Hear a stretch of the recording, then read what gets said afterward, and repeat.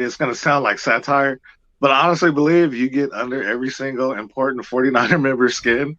And I think it has brought them a type of laser focus to just prove you wrong, dog. Like, low key, I know it sounds crazy. I know you say you're the quality control guy, whatever. But just the way, like, some of them don't answer your questions, they clearly watch you or somebody watches you and relays the information. And should the Niners win the Super Bowl, and I think we have a good shot at it, you should get a fucking ring. Excuse my language.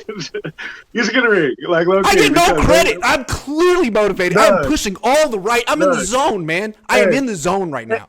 And I watch all the Niner content. There's some guys I don't watch, but I watch Crocky, I watch Haberman and Middlecoff. I like all you guys are pretty dope. You guys have inspired me to eventually get into it.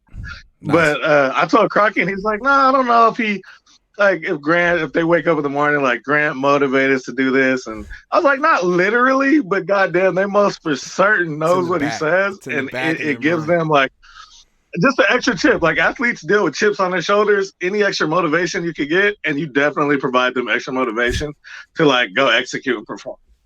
So, but real quick, Grant, I want to ask you this too. You saw Juwan Jennings after that Saints game when he was at the podium. He was like, "Let's go, Grant!" I'm like, okay, I got Juwan Jennings. Yeah, all right, got him. And you can tell he turns up and probably talks hella shit when he drinks and shit. He probably turns up because he's a young guy. You know, so but whatever works. Grant. Also, real quick, I got to give you love for the middle names. The Alcatraz D, I thought of like Goldman Sachs before. I thought of like the Gold Rush, which is kind of lame. But Alcatraz, it's pretty dope. That's a dope nickname. Birdman Jr., that's also very dope. So I don't know if I can tell you used to rap because you got bars, low key. Hey, I asked this to Crocker, bro. You know, the Niners are on a 7-game win streak. So if they win out the rest of the season, they'll be at 10 wins. And then they have to go into the playoffs with the competition level improving. Yeah. You know, like in the NCAA tournament, sometimes there's like or like in college basketball, there's a team that's like 18-0. And you're like, would this team be better off losing a game?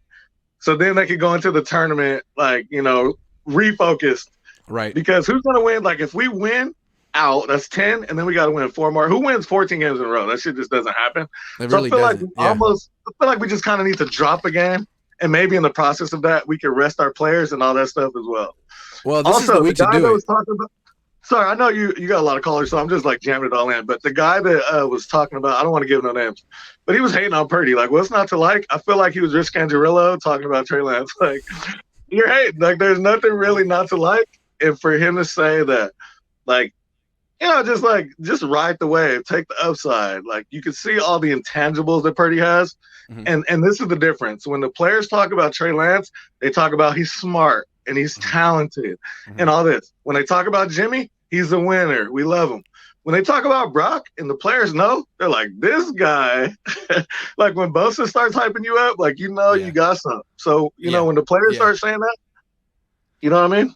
Yeah. It seems like he's winning over the locker room right now, and it's becoming his team, but it's only been 3 games. He's got to keep it going. We assume he will, but he's got to keep it going. And that's true. And to your point about Kittle, we've lost so many draft picks over the years. I don't want to trade Kittle.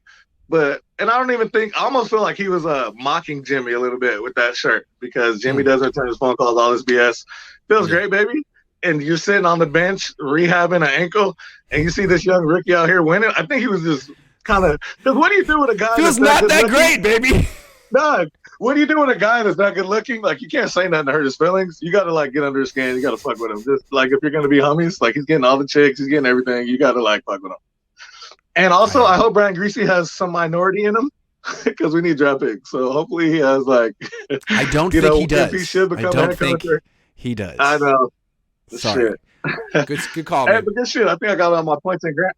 But I have been following you. You're a great guy. I don't follow you all the time. I love all your post game reports. You're like a super dope antagonist, and I think the Niners need you, bro. So I'm glad you found a dope niche and you kill it. So good shit. Thank you very much. That was very nice of you. I appreciate it. I paid him to come on the show and say all that. He's an actor.